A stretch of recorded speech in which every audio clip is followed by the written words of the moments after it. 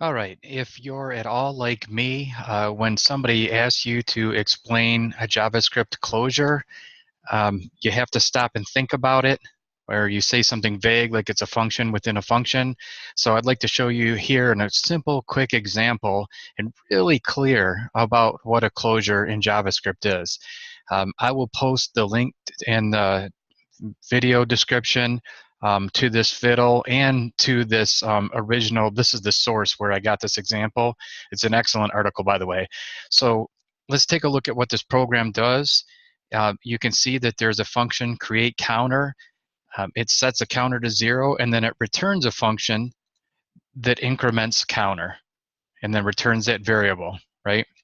And this function create counter returns this inner function here. So it's a function within a function.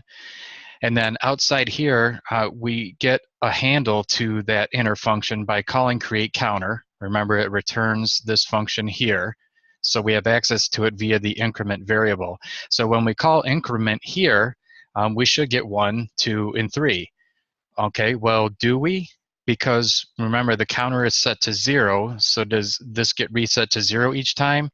And the answer is no, and this is where closures come in. This example works the way we would want it to. So when we have console.log, we want to see 1, 2, and 3 here, we should get 1, 2, and 3. I'm going to hit run, and we can see the output here. We do get 1, 2, and 3.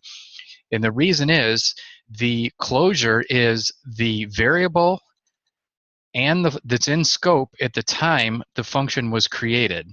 So when we run increment here, we don't, this entire line is not in the closure, the variable is.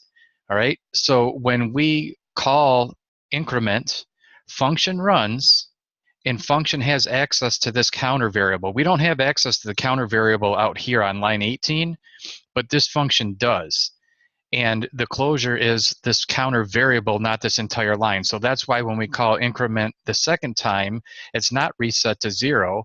We have access to the counter variable out here because it's part of the closure.